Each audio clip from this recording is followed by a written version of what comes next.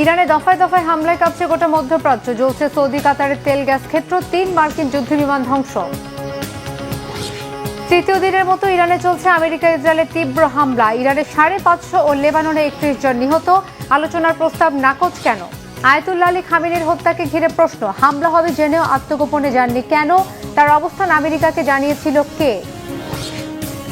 আসসালামু আলাইকুম, দেখছিলেন Bangla vision world news headline. এবারে বিস্তারিত। ইরান জ্বলছে, পূর্বে গোটা মধ্যপ্রাচ্য। বিশ্লেষকদের এমন আশঙ্কাকে সত্যি করে দিয়ে এবার যুদ্ধ সংঘাতের তীব্রতা ছড়িয়ে পড়েছে গোটা অঞ্চলে। ইরানের দফায় দফায় মিসাইল হামলা আর বিস্ফোরণে কেঁপে উঠেছে সৌদি আরব, কাতার, কুয়েত ও সংযুক্ত আরব আমিরাত সহ গোটা মধ্যপ্রাচ্য। সোমবার সৌদি আরবের সবচেয়ে বড় তেল শোধনাগার আরামকোর রাস তানুরায় হামলা চালিয়েছে ইরান। একই সময় হামলা হয়েছে কাতারের বিদ্যুৎ ও জ্বালানি কেন্দ্র। এরপরই তেল ও গ্যাস উৎপাদন বন্ধ করে দিয়েছে কাতার। ফলে বিশ্বজুড়ে বেড়ে গেছে তেল ও গ্যাসের দাম। এছাড়া ইরানের মিসাইল হামলায় ধ্বংস হয়েছে আমেরিকার 3টি যুদ্ধবিমান। হামলা হয়েছে কুয়েতের মার্কিন দূতাবাসেও। ইরানের হামলার জেরে কি গোটা মধ্যপ্রাচ্যে যুদ্ধ ছড়িয়ে পড়ছে? হিজর জুবারের ডেস্ক রিপোর্টে বিস্তারিত। সৌদি আরবের বৃহত্তম তেল শোধনাগার আরামকোতে আঘাত এনেছে ইরান। এই হামলার ঘটনায় উপসাগর জুড়ে যুদ্ধের দামামা আরও তীব্র হচ্ছে। ইরানি ড্রোনের আঘাতের পরপরই আরামকোর রাস তানুরা রিফাইনারির কার্যক্রম বন্ধ হয়ে যায়।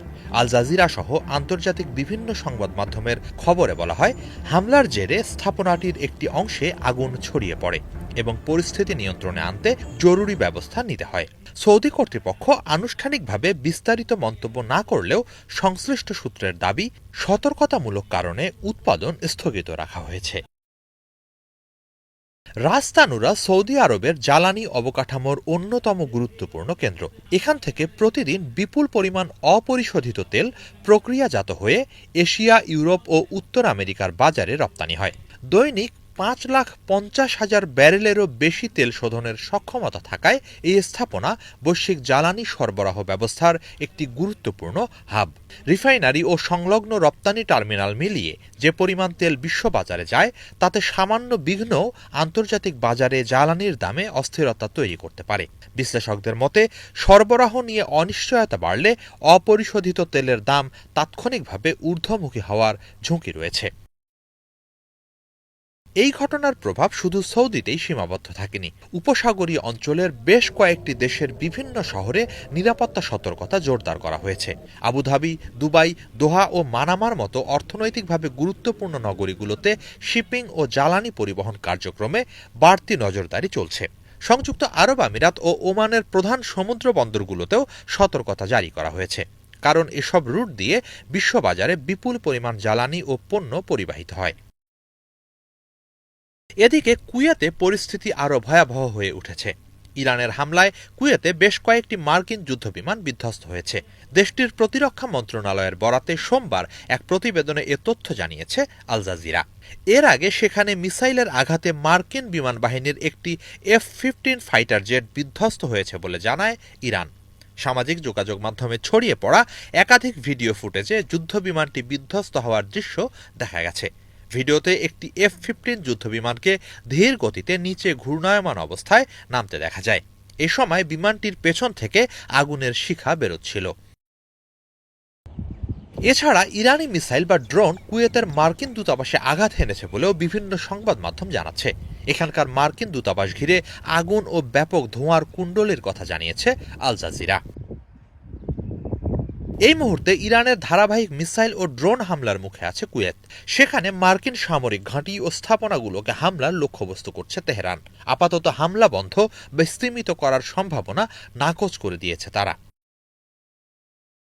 এই ঘটনা প্রবাহের মাঝেই একটি ভূগর্ভস্থ সুড়ঙ্গে বিপুল সংখ্যক ড্রোনের ভিডিও প্রকাশ করেছে ইরান।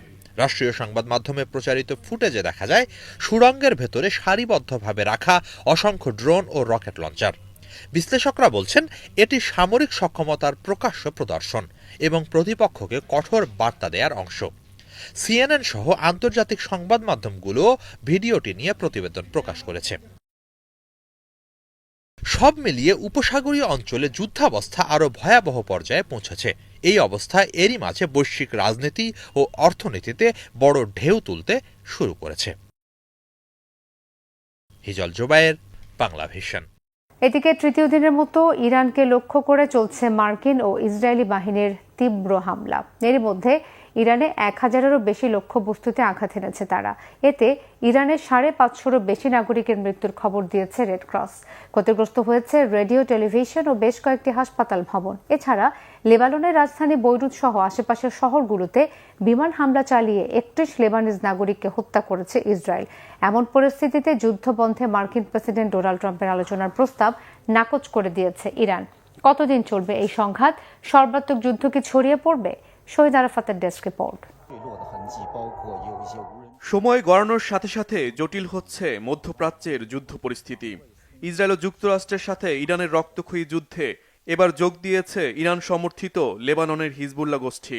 ইরানের সর্বোচ্চ নেতা আয়াতুল্লাহ আলী খামেনি হত্যার প্রতিশোধ নিতে সোমবার ভোর হওয়ার আগে ইসরায়েলের হাইফা শহর লক্ষ্য করে মিসাইল হামলা চালায় হিজবুল্লাহ যোদ্ধারা। জবাবে লেবাননের রাজধানী বৈরুত সহ আশেপাশের শহরগুলোতে রকেট হামলা চালায় ইসরায়েল। চলছে দুই পক্ষের পাল্টাপাল্টি হামলা। লক্ষ্য অর্জন না হওয়া পর্যন্ত ইরানে হামলা অব্যাহত রাখার ঘোষণা দিয়েছেন মার্কিন প্রেসিডেন্ট ডোনাল্ড ট্রাম্প। সব হিসাব কষে রবিবার ডেইলি মেলকে সাক্ষাৎকারে ট্রাম্পের লক্ষ্য অর্জনে 1 মাসের সময় বেঁধে দেন। বেশ কয়েকজন মার্কিন সেনা নিহত হওয়ার ঘটনায় ইরান জুড়ে অন্তত 1000 লক্ষ্যবস্তুতে হামলা চালিয়েছে ওয়াশিংটন। সোমবার ভোর না হতেই ইরানের রাজধানী সহ বিভিন্ন স্থানে আরেক দফা হামলা শুরু করে ইসরায়েল। এর মধ্যে উচ্চ পর্যায়ের অর্ধশতাধিক নেতাসহ শত শত নাগরিক নিহত হয়েছে। ক্ষতিগ্রস্ত হয়েছে জাতীয় বেতার ও টেলিভিশন সহ একাধিক হাসপাতাল ও পুলিশ ভবন। ইরানের বিপ্লবী গার্ডের সদর দপ্তর ঘুরিয়ে দেওয়ার দাবি তুলেছে যুক্তরাষ্ট্র।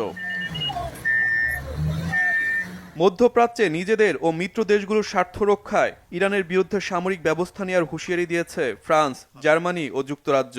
এক যৌথ বিবৃতিতে ইউরোপের নেতারা বলেন, মধ্যপ্রাচ্যে ইরানের হামলায় তারা শঙ্কিত। আঞ্চলিক মিত্রদের রক্ষায় প্রয়োজনীয় সহায়তা দিতে তারা প্রস্তুত। যদিও ইরানে হামলায় যোগ দিচ্ছে না অস্ট্রেলিয়া। এতে মধ্যপ্রাচ্যে যুদ্ধ পরিস্থিতি আরও বিস্তৃত হওয়ার শঙ্কা করছেন বিশ্লেষকরা। শহীদ আরাফাত, বাংলাভিশন নিউজ ডেস্ক। ইরানের সর্বোচ্চ ধর্মীয় নেতা আয়াতুল্লাহ আলী খামেনিকে হত্যার মাধ্যমে এক ঝটকায় ইসলামী বিপ্লবের আলো নিভিয়ে দেওয়ার অপচেষ্টার পর এ নিয়ে চলছে চুলচেরা বিশ্লেষণ। প্রায় বেশিরভাগ আলোচনায় ঘুরে ফিরে একটাই প্রশ্ন সামনে আসছে, প্রাণনাশের হুমকি জানার পরও কেন সুরক্ষিত অবস্থানে যাননি খামেনি? তাকে এত সহজে অব্যর্থ নিশানায় কিভাবে হত্যা করল যুক্তরাষ্ট্র? ইসরায়েলের জোট বাংকারে যাওয়ার বিষয়টি কি কেবলই শত্রুকে বিভ্রান্ত করার কৌশল ছিল? বিস্তারিত মেহরাব হোসেন খানের ডেস্ক রিপোর্টে। ইরানে ইসলামী বিপ্লব সদা উজ্জীবিত রাখা, আগলে রাখা, অটুট রাখার প্রক্রিয়ায় অনেকটা হৃৎপিণ্ড ছিলেন দেশটির সর্বোচ্চ নেতা আয়াতুল্লাহ আলী খামেনি। ইসলামিক বিপ্লব পরবর্তী টানা 37 বছর সরকার, সেনাবাহিনী আর জনগণের উপর একচ্ছত্র আধিপত্যের অনন্য গুণাবলীর জন্য ছিলেন চিরশত্রু ইসরায়েল আর বৈরী পশ্চিমা দেশের নিশানায়। 2023 সালের জুনে ইসরায়েলের সাথে 12 দিনের রক্তক্ষয়ী যুদ্ধের পরই তাঁকে হত্যার গুরুতর ঝুঁকি বেড়েছে এমন নয়। রাগঢাক না রেখে প্রকাশ্যে বিশ্বনেতাদের হুমকিও পেয়েছেন নিয়মিত। গুরুতর হুমকির পরও সুরক্ষিত অজ্ঞাতবাসে না গিয়ে তেহরানে নিজ কার্যালয়ে কেন ছিলেন খামেনি? তাহলে কি প্রাণনাশের আশঙ্কা আমলে নেননি, নাকি আড়ালে ভিন্ন কাহিনী? ফেব্রুয়ারির শেষ দিন তেহরানের সময় সকাল 9:40 প্রচণ্ড বিস্ফোরণে কেঁপে ওঠে আলী খামেনির কার্যালয়। একের পর এক গোলার আঘাতে কংক্রিটের কাঠামোতে চাপা পড়েন ইসলামী বিপ্লব আর মধ্যপ্রাচ্যের দেশে দেশে প্রতিরোধ আন্দোলনের উজ্জীবনী আলোকবর্তিকা অনুসরণীয় নেতা, পশ্চিমা আধিপত্যবাদের বিরুদ্ধে নির্ভীক সরব কণ্ঠ আলী খামেনি। ইসরায়েল আর যুক্তরাষ্ট্রের চোখে মোস্ট ওয়ান্টেড আলী খামেনি ওই সময় সেখানেই অবস্থান করবেন। সুনির্দিষ্ট এমন তথ্য কিভাবে শত্রুর হস্তগত হলো? পশ্চিমা বিশ্লেষকরা বলছেন, মাসের পর মাস খামেনির উপর সূক্ষ্ম নজরদারি চলছিল। তার প্রতিদিনের কর্মসূচির হালনাগাদ তথ্য সংগ্রহে পরীক্ষিত কৌশলের প্রয়োগ করা হয়েছে। গত বছরের জুনে ইরানের পরমাণু বিজ্ঞানীদের বেছে বেছে হত্যার ক্ষেত্রে ফোন আলাপ ট্র্যাক করাই শুধু নয়, তাদের নিরাপত্তারক্ষীদের উপর নজরদারি আর যোগাযোগের ডিভাইস হ্যাক করেছিল ইসরায়েলের গোয়েন্দারা। সামাজিক মাধ্যম ট্রুথ সোশ্যালে ট্রাম্পের বক্তব্যেও খামেনির ওপর দীর্ঘ নজরদারির বিষয়টি উঠে এসেছে।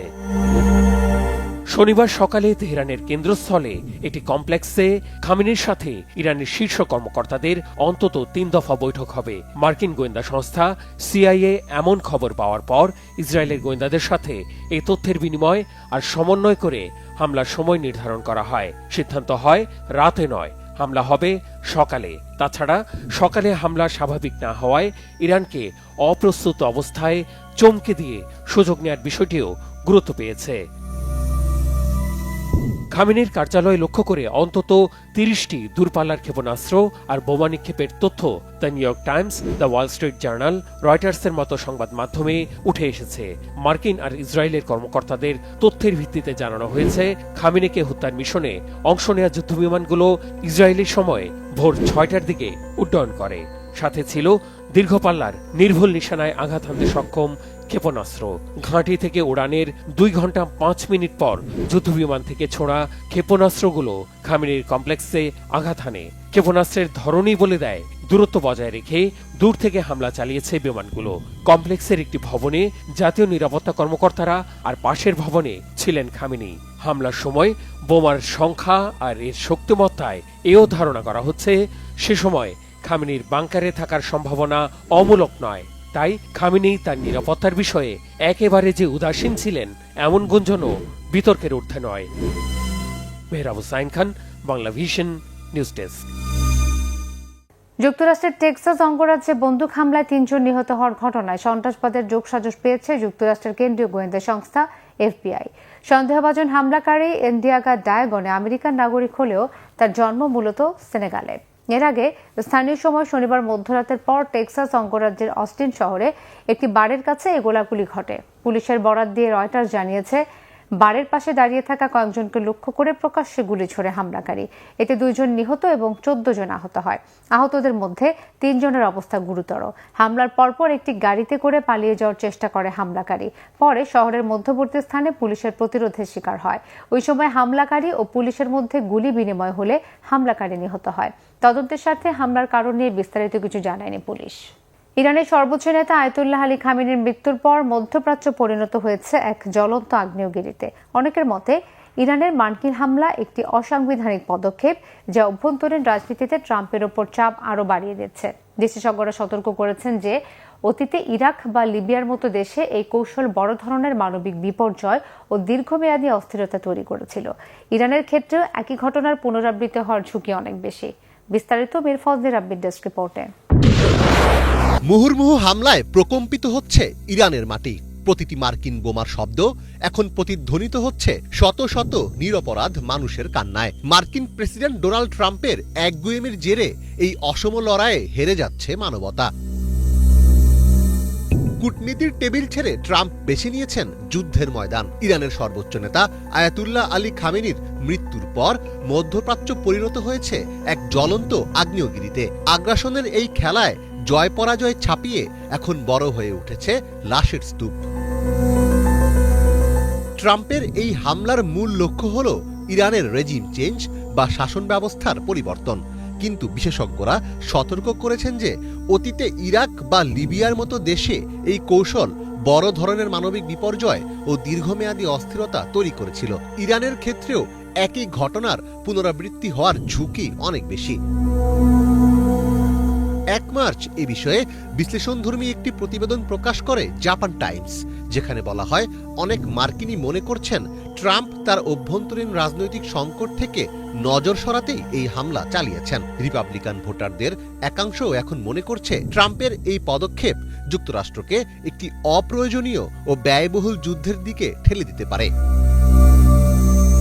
ইরানের পাল্টা হামলায় ক্ষতির মুখে পড়েছে যুক্তরাষ্ট্র। এখন পর্যন্ত 3 জন মার্কিন সেনা নিহত ও 5 জন সেনা গুরুতর আহতের খবর নিশ্চিত করেছে যুক্তরাষ্ট্রের সেন্ট্রাল কমান্ড। মার্কিনীদের অনেকে শুরু থেকেই মধ্যপ্রাচ্যে এই ধরনের ভিনদেশী সামরিক অভিযানের বিরোধী ছিল, কারণ ট্রাম্প নির্বাচনী প্রচারণার সময় এই ধরনের যুদ্ধ না করার প্রতিশ্রুতি দিয়েছিলেন।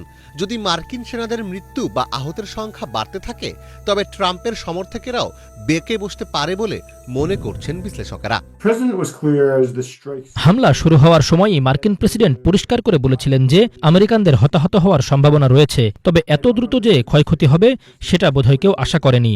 বাস্তব সত্য হলো, যুদ্ধের প্রথম দিনে সবার মধ্যে একটা উদ্দীপনা থাকে, মানুষ বেশ উত্তেজিত থাকে, কিন্তু যুদ্ধ যত দীর্ঘস্থায়ী হবে এবং আমেরিকার পক্ষে নিহতের সংখ্যা যত বাড়বে, ট্রাম্পের জন্য জনসমর্থন ধরে রাখা ততটাই কঠিন হয়ে পড়বে। চলমান যুদ্ধের জেরে বিশ্ববাজারে তেলের দাম অস্বাভাবিকভাবে বেড়ে যাওয়ার আশঙ্কা তৈরি হয়েছে। হরমুজ প্রণালী দিয়ে বিশ্বের বড় অংশের তেল পরিবহন হয়। সেখানে ইরানের অবরোধ বিশ্ব অর্থনীতির জন্য একটি বড় চ্যালেঞ্জ হিসেবে দেখা দিয়েছে বলে মনে করছেন এই বিশেষজ্ঞ। উপসাগরীয় দেশগুলোতে থাকা মার্কিন সেনা ও স্থাপনার উপর ইরান যেভাবে আক্রমণাত্মক হামলা চালিয়েছে তা আমাকে সহ অনেককেই অবাক করেছে। এমনকি তারা সেসব দেশের বেসামরিক অবকাঠামোতেও আঘাত হানছে। এর সাথে যদি তেলের বাজারে অস্থিরতা এবং মূল্য বৃদ্ধি যোগ হয়, তবে পরিস্থিতি সামাল দেওয়া আরও অনেক বেশি চ্যালেঞ্জিং হয়ে পড়বে। অনেক বিশেষজ্ঞ ও আইনি বিশ্লেষক মনে করেন, ট্রাম্প কংগ্রেসের কোনো পূর্ব অনুমোদন বা ওয়ার পাওয়ার রেজুলেশন অনুসরণ না করেই এই হামলা চালিয়েছেন। মার্কিন সংবিধান অনুযায়ী যুদ্ধ ঘোষণার ক্ষমতা কেবল কংগ্রেসের। ফলে অনেকের মতে এটি একটি অসাংবিধানিক পদক্ষেপ, যা অভ্যন্তরীণ রাজনীতিতে ট্রাম্পের ওপর চাপ আরও বাড়িয়ে দিচ্ছে। মীর ফজলে রাব্বি, বাংলা ভিশন। উত্তর আফ্রিকার দেশ আলজেরিয়ায় মুসলিমরা যথাযথ ভাবগাম্ভীর্যের মধ্য দিয়ে উদযাপন করছে পবিত্র রমজান। দেশটির প্রায় 95% জনগণ মুসলমান। রমজান উপলক্ষে চলে ব্যাপক প্রস্তুতি। ইফতার শুরু হয় খেজুর ও দুধ দিয়ে, সাথে থাকে চোরবা, ফ্রিক, বৈরেক, আলজেরিয়ান হারিরা। সাহারি নাইটসে পরিবেশন হয় খেজুর, ডেলগেট, নাওর ও ঐতিহ্যবাহী খাবার। মসজিদে মসজিদে ইফতার ও সাহারি চলে গভীর রাত পর্যন্ত। মাহে রমজানে আলজেরিয়ানরা মগ্ন থাকেন আত্মশুদ্ধি ও আল্লাহর নৈকট্য লাভের চেষ্টায়। হাফিজুল ইসলামের ডেস্ক রিপোর্ট। উত্তর আফ্রিকার মুসলিম দেশ আলজেরিয়া। দেশটির মোট জনসংখ্যার প্রায় 95%ই মুসলমান। ইসলাম ধর্মের পবিত্রতম মাস রমজান এখানে উদযাপন করা হয় উৎসবমুখর পরিবেশে। রমজানকে স্বাগত জানাতে দেশটিতে চলে ব্যাপক প্রস্তুতি। অতিথিপরায়ণ আলজেরিয়ানরা ইফতার শুরু করেন খেজুর ও দুধ দিয়ে, সাথে থাকে ভেড়ার মাংস, টমেটো, তাজা সবজি দিয়ে তৈরি স্যুপ, চোরবা ফ্রিক, পুরভর্তি রোল, বৌরেক, আলু, সবজি, মাংস দিয়ে তৈরি দোলমা। ইফতার দস্তরখানে থাকে আলজেরিয়ান হারিরা। কখনো দেখা মেলে এপ্রিকট, কিশমিশ, আপেল, নাশপাতি সহ বিভিন্ন ফলের সাথে মাংস, মশলা ও কমলা ফুলের পানি দিয়ে রান্না করা তাজিন বারকাউক। রমজানের আরেক জনপ্রিয় খাবার জালাবিয়া, চালের গুঁড়া দিয়ে তৈরি পুডিং, হালাওয়াত, তুর্ক এখানকার ইফতারের নিয়মিত আইটেম। মাহাল্লা বা রুটি, বাকলাওয়া, কাতায়েফের মতো মিষ্টি জাতীয় খাবার তো থাকেই। সাহরি নাইটস দেশটির জনপ্রিয় রমজান ঐতিহ্য। সেহরির আয়োজনে পরিবেশন করা হয় আলজেরিয়ান খেজুর, ডেলগেট, নাওর, সাথে থাকে হরেক রকম ঐতিহ্যবাহী খাবারের পদ। মসজিদে মসজিদে ইফতারের পাশাপাশি থাকে সেহরির ব্যবস্থা। রমজানে মসজিদগুলো খোলা থাকে গভীর রাত পর্যন্ত। মাহে রমজানে প্রকাশ্যে খাওয়া দাওয়া অপরাধ মনে করে আলজেরিয়ান মুসলমানরা। ভূমধ্য সাগরের তীরবর্তী দেশ আলজেরিয়ায় ইসলাম আসে 7ম শতকের শেষ ভাগে। মাহে রমজানে আত্মশুদ্ধি আর আল্লাহর নৈকট্য লাভের মধ্য দিয়ে পরকালীন শান্তি অর্জনে মশগুল থাকেন দেশটির মুসলমানরা। হাফিজুল ইসলাম, বাংলা ভিশন। মালয়েশিয়ার তেরেঙ্গানু রাজ্যের অন্যতম দর্শনীয় স্থাপত্য হল ক্রিস্টাল মসজিদ। আধুনিক স্থাপত্যশৈলী ও ইসলামী ঐতিহ্যের অপূর্ব সংমিশ্রণে নির্মিত এই মসজিদটি দর্শনার্থীদের মুগ্ধ করে প্রতিনিয়ত। স্বচ্ছ কাঁচ ও স্টিলের কাঠামোর কারণে এটি আলোর প্রতিফলনে ঝলমলে হয়ে ওঠে। দেশে দেশে মসজিদের আজকের পর্বে থাকছে মালয়েশিয়ার ক্রিস্টাল মসজিদ। মালয়েশিয়ার তেরেঙ্গানু রাজ্যের অন্যতম আকর্ষণীয় স্থাপত্য নিদর্শন হল ক্রিস্টাল মসজিদ। এটি কুয়ালা তেরেঙ্গানুর ওয়ানম্যান আইল্যান্ডে অবস্থিত এবং আধুনিক স্থাপত্যশৈলীর এক অনন্য উদাহরণ হিসেবে বিবেচিত। 2008 সালে উদ্বোধন হওয়া এই মসজিদটি মালয়েশিয়ার রাজা তুয়ানকু মিজান জাইনাল আবেদিন কর্তৃক আনুষ্ঠানিকভাবে উদ্বোধন করা হয়। এটি মূলত ইসলামী সভ্যতার প্রতীকী প্রতিফলন ঘটানোর জন্য নির্মাণ করা হয়েছিল এবং বিশ্বের অন্যতম সুন্দর মসজিদ হিসেবে পরিচিতি পেয়েছে। মসজিদটি ইসলামী সভ্যতা পার্কের অন্তর্ভুক্ত, যেখানে আরও বেশ কিছু ঐতিহাসিক ও বিখ্যাত মসজিদের প্রতিরূপ নির্মাণ করা হয়েছে। ক্রিস্টাল মসজিদের স্থাপত্যশৈলী অত্যন্ত ব্যতিক্রমী এবং আধুনিক প্রযুক্তির সংমিশ্রণে নির্মিত। এই মসজিদে স্টিল ও কাচের সংমিশ্রণে এক অত্যাশ্চর্য সৌন্দর্য সৃষ্টি করা হয়েছে। এর পুরো কাঠামো ঝকঝকে কাচের তৈরি হওয়ার কারণে এটি সূর্যের আলোয় উজ্জ্বল হয়ে ওঠে এবং রাতের বেলা চমৎকার আলোকসজ্জার মাধ্যমে এক অপূর্ব দৃশ্য উপস্থাপন করে।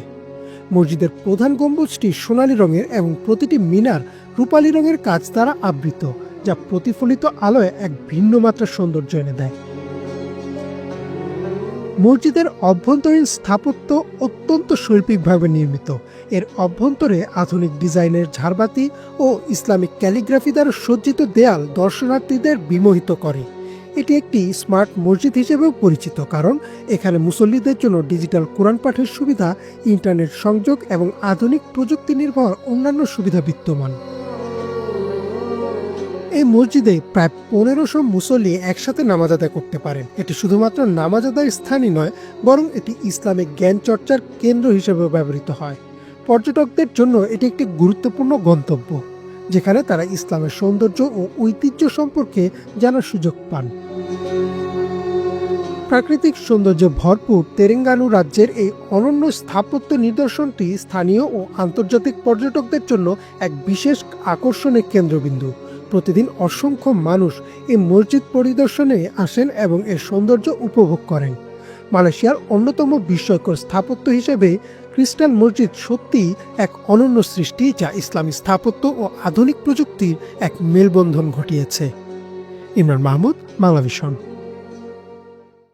এই ছিল আজকের মতো। এতক্ষণ সাথে থাকার ধন্যবাদ সবাইকে।